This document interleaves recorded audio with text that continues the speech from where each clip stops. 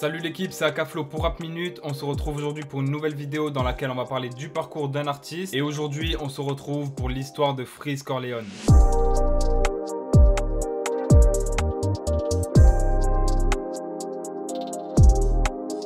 Avant de commencer à parler de sa carrière musicale, bien sûr on va parler de Freeze avant la musique. Et pour être honnête, on sait très peu de choses sur lui parce qu'il ne fait pas d'apparition médiatique, il n'a pas délivré d'interview pour un média. La seule réelle apparition médiatique qu'il ait fait, c'est chez Media récemment sur l'émission Twitch DVM Show avec le 667 et d'autres personnes. Mais là encore, il était là pour la musique et il n'a pas parlé de lui. On sait juste qu'il est né le 6 juin 1992 en Seine-Saint-Denis dans le 93, en région parisienne, et que son vrai nom est Issa Lorenzo Diakhaté. Il est d'origine sénégalaise et d'ailleurs il a passé une partie de sa vie en France et une partie de sa vie au Sénégal, car en effet il a été au lycée à Dakar et c'est d'ailleurs là-bas qu'il a pu rencontrer certains membres du 667 actuel. Et d'ailleurs, petite anecdote concernant ce crew, vous savez, je pense qu'on entend souvent FFG qui revient chez les membres du 667 et certains dont moi pouvaient se demander ce que ça voulait dire. En fait, F est la 6e lettre de l'alphabet et G la 7e, donc c'est une appellation différente mais ça veut dire la même chose. Pour la deuxième anecdote sur ce crew, sachez que le chiffre 667 n'a pas été choisi au hasard. Il caractérise la supériorité au diable car il est au-dessus du 666, mais également si on additionne les deux 6 et le 7, on peut se rendre compte que ça nous donne un résultat de 19 et ce dernier est un chiffre clé en islam. Pour continuer sur le 667, pour certains il a une apparence sectaire, déjà car contrairement à des groupes qu'on peut retrouver dans le rap, là il y a près d'une vingtaine de membres, mais c'est aussi dû au fait que les membres le crient un petit peu sur tous les toits et le revendiquent très souvent. Et d'ailleurs beaucoup de membres caractérisent eux-mêmes ce crew comme une secte dans leur son, par exemple Freeze Corleone qui lâche des SO à la secte, faisant bien sûr référence au 667. On a parlé de l'avant-musique, un petit peu du crew, maintenant on va parler des débuts de Freeze dans la musique. Tout commence pour lui en 2009, en tout cas jusqu'à où on a remonté. Bien sûr, peut-être qu'il a sorti des choses avant ou qu'il écrivait déjà, mais ça, on n'en a pas forcément connaissance. En tout cas, cette année-là, à seulement 17 ans, Freeze décide d'entamer une carrière d'artiste. Il est donc temps pour lui de trouver un blaze de rappeur, et à cette époque-là, il a opté pour Freezy F comme premier blaze. Et on peut d'ailleurs sur YouTube retrouver des freestyles datant de cette époque-là, même si on les retrouve pas tous. Et c'est le cas notamment du freestyle Busta 5. On pouvait déjà remarquer à cette époque-là sa technique et sa qualité d'écriture, et surtout, ce qu'il disait déjà en 2009 reste cohérent si on compare à ce qu'il dit aujourd'hui dans ses textes. C'est impossible pour moi de lâcher des textes qui ne blessent pas. Je suis le fils à Magneto, mon niveau se mesure en Tesla. Bien sûr, aujourd'hui il a évolué, il dénonce plus, etc.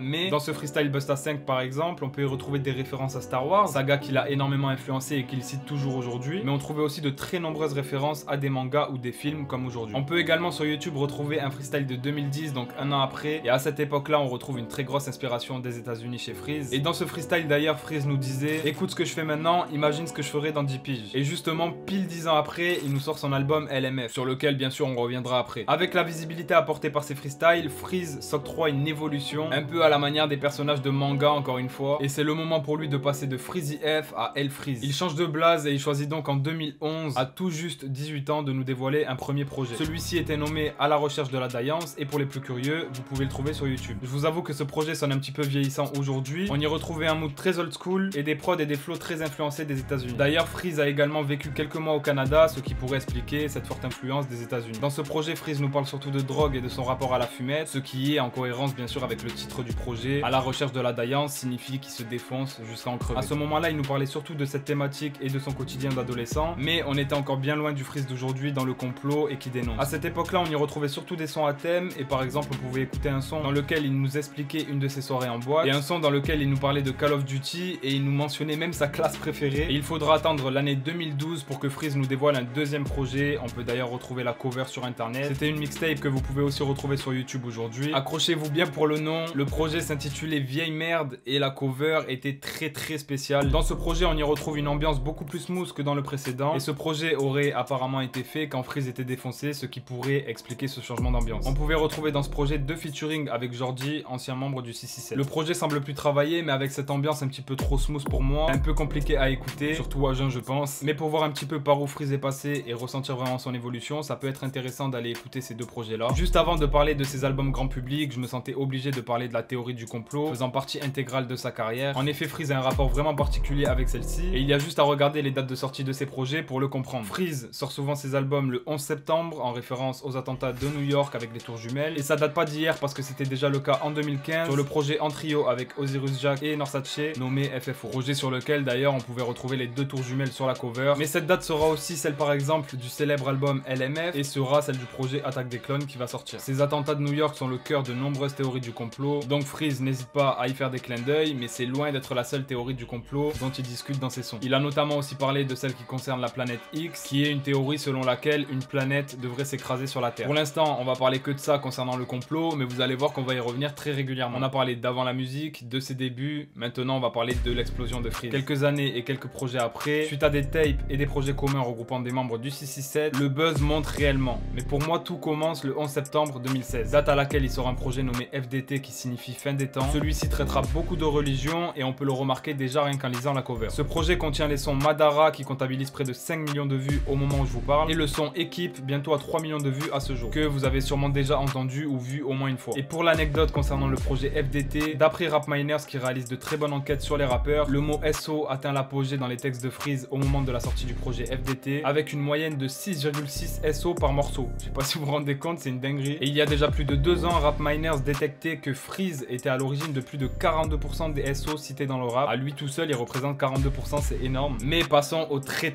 sérieux. 2 ans après FDT, Freeze nous dévoile son désormais classique projet Bluebeam le 13 novembre 2018, cette fois-ci en référence aux attentats du Bataclan à Paris. Et ce projet le fera réellement exploser avec des dizaines de millions de streams assez rapidement. Il comptabilisait déjà plus de 26 millions de streams en 2020. On y retrouve une écriture soignée, des flows maîtrisés et techniques, de quoi vraiment captiver l'oreille du public rap. On retrouvera d'ailleurs dans ce projet-là aussi de très nombreuses références à des théories du complot, d'où le nom projet Bluebeam, qui serait une théorie selon laquelle la NASA prévoirait de créer un antéchrist afin de faire adopter et accepter à tous les humains de la Terre la religion du nouvel ordre mondial. Dans ce projet-là, chaque détail est soigné, notamment la cover, qui fait penser à des dossiers confidentiels, ce qui pourrait nous faire imaginer que Freeze dans ce projet va nous dévoiler des informations top secrètes. Sur ce projet également, les prods sont très bien choisis et se marient à la perfection avec ses flows, et dès l'intro du projet, il nous fait ressentir qu'il s'est construit un vrai univers, et dès la première track, il nous plonge dedans. Personnellement, j'ai pris une grosse claque à la première écoute de ce projet, et ce que je peux vous dire, c'est que ça ressemble absolument pas à ce que font les autres rappeurs. Donc Freeze nous ramène un vent de fraîcheur, et au-delà des phrases complotistes, Freeze dénonce et parle de thèmes très sombres, comme par exemple la pédophilie, la négrophilie, l'esclavage ou encore les sacrifices, comme sur le son Sacrifice de masse. Et petite anecdote concernant ce projet, le morceau le plus streamé deviendra l'intro, et c'est d'ailleurs lui-même qui avait fait la prod de ce son-là, avec une atmosphère très ténébreuse, et le projet ne faisait que commencer. C'est la première fois chez Freeze qu'on ressent sur le projet une ambiance aussi ténébreuse, et je dirais même presque apocalyptique de manière omniprésente. Deuxième anecdote sur ce projet, on ressent qu'il est hyper à l'aise, et ça paraît presque simple pour lui. Donc en écoutant simplement, on pourrait se dire que ses textes le sont aussi, mais ses phrases ont parfois plusieurs sens, ou un sens qui n'est pas compris de tous. Et depuis la sortie de ce projet, Freeze se rendait souvent sur Rap Genius pour y commenter des anecdotes sur ses phases pour la compréhension des auditeurs. Avant de passer à autre chose, Freeze nous dévoilera une version Chopped as Screwed, je sais pas comment on dit les frères, désolé je suis nul en anglais, portant comme nom projet Purp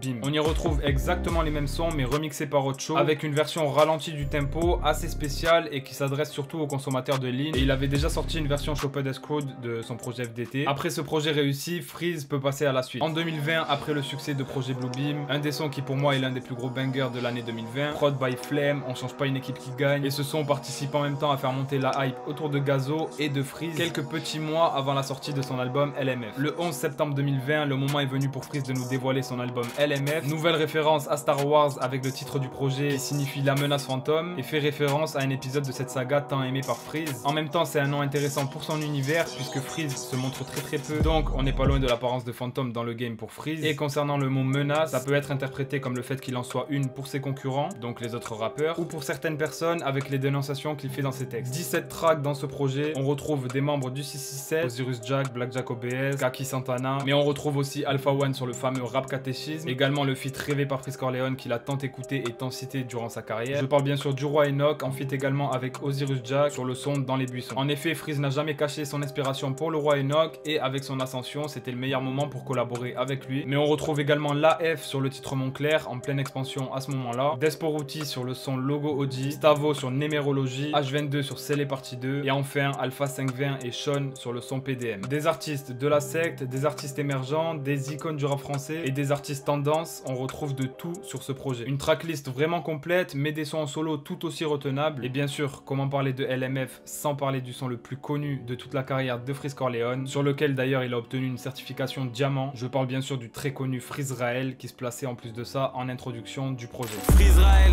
sur la prod qui comme Israël, Fox est né comme Israël. Mais aussi la deuxième track intitulée Hors ligne et qui a beaucoup plu au public. Le célèbre freestyle designer qu'il a d'abord réalisé en freestyle chez Colors avant la sortie du projet et qu'il a ensuite inséré dans la tracklist. Et enfin le son Shen Laden bien dark dans laquelle Freeze kick pendant près de 3 minutes sans refrain pour finir le projet en beauté. Mais honnêtement le projet est très lourd et s'il le fallait je pourrais citer presque tous les sons. Et forcément avec le buzz plus l'attente plus la qualité des morceaux, le succès pour LMF est immédiat. Tout le monde parle de Freeze, des millions d'écoutes en 24 heures, plus de 15 000 ventes en première semaine et La Menace Fantôme restera dans le top album pendant plusieurs semaines consécutives. Tout ça sans hit, sans mélodie, sans autotune et surtout sans apparition médiatique, enfin presque. Pas d'apparition médiatique de sa volonté, mais c'est le moment pour moi de vous parler de ses polémiques. Forcément, même si Freeze a gardé exactement la même manière de rapper et le même contenu dans ses textes que sur déjà plusieurs projets, les chiffres de vente et son nombre d'auditeurs ainsi que la portée de sa musique ne sont plus du tout les mêmes. Donc forcément, comme je l'ai dit tout à l'heure, tout le monde en parle et seulement 5 jours après la sortie de LMF, l'histoire avec la LICRA commence. Il se fait donc attaquer par certains organismes et notamment la LICRA et les polémiques commencent, l'accusant d'antisémitisme, d'apologie du nazisme et encore bien d'autres termes. D'ailleurs, suite à ces polémiques-là, certains points de vente et notamment la Fnac ont décidé de retirer l'album de la vente. Universal aussi, avec qui Freeze collaborait à cette époque-là, a décidé de mettre fin à la collaboration. Et bien sûr, il y a eu une enquête qui a été ouverte par le parquet de Paris. Mais il en faut beaucoup plus que ça pour abattre Freeze et on en reparlera juste après. Du coup, forcément, ça a fait la une de beaucoup de médias tels que BFM TV ou d'autres chaînes d'information. Des dizaines et des dizaines d'articles sur des médias en ligne ont pu voir le jour. Donc forcément, grosse mise en avant, bonne ou mauvaise pub, peu importe. Dans tous les cas, ça a donné une grosse exposition à Freeze et ça a contribué à l'explosion de LMF. En sachant bien sûr qu'après l'enquête, aucune poursuite n'a été donnée et du coup en seulement 3 semaines, LMF devient disque d'or avec plus de 50 000 exemplaires vendus, en sachant que comme j'ai dit, la Fnac avait retiré par exemple de la vente le projet. Donc tout ça sans l'aide de la Fnac et d'autres organismes qui ont boycotté le projet. Premier disque d'or pour lui, mais il s'est pas arrêté à là, il deviendra platine 8 mois après la sortie seulement et en mars 2022, le cap du double disque de platine sera franchi. Pour cet album là aussi, quelques mois après, on découvre une version Chopper & Screw, toujours avec le même effet planant. Sur l'année 2021 et 2022, Freeze continue de faire parler de lui, à travers notamment des featuring, tous autant réussis les uns que les autres, et particulièrement autour d'une collaboration réalisée en 2021 avec Central C, un artiste très connu de la scène britannique, avec lequel il nous sort un banger intitulé Polémique. Freeze nous sortira aussi des sons en solo, placés sur des projets communs ou des projets de beatmaker, et c'est notamment le cas du son Téléphone sorti en mai 2021, le même mois que le son Polémique, et le son Fraude en collab avec le beatmaker Amin Farzi que je trouve juste exceptionnel, sorti en mai 2022. En 2022, alors qu'on sait que les deux rappeurs sont assez proches, ils s'associent avec H22 pour nous sortir un projet commun, celui-ci portant le nom de Riyad Sadio. Ils s'entendaient bien, je pense qu'aussi ils ont vu que leur collaboration précédente avait bien fonctionné, donc ils se sont dit pourquoi pas donner un album commun. Le projet sera bien accueilli forcément par les fans de ces deux artistes-là, mais il n'ira pas atteindre les oreilles de tout le monde comme LMF par exemple. 8000 ventes en première semaine, il fait un score plus faible que LMF, mais c'est très loin d'être ridicule, surtout quand on sait que les albums communs ne fonctionnent pas toujours. On se retrouve pour clôturer la vidéo sur Freeze quelques semaines après la sortie du projet ADC. Dans ce projet-là, on le retrouve tout seul sur 13 tracks, 0 featuring, et pour moi c'est le format parfait. Un peu plus aurait peut-être été trop long et un peu moins bien sûr trop court. En plus de ça, je trouve la tracklist très bien organisée, on y ressent vraiment une ADN sur ce projet-là, et malgré une dominance des prods trap bien brossons, on y retrouve quelques sons pour marquer des cassures dans la tracklist, et c'est le cas notamment du son L'Homme Méthode avec une prod boom bap qui vient casser un petit peu le rythme, un son d'ailleurs que j'ai vu dans le top 3 de beaucoup de personnes. Et vers la fin du projet, on y retrouve un petit peu un ovni, le premier son un petit peu plus lumineux de Freeze Corleone, et je parle bien sûr du morceau Jour de Plus avec une prod two-step,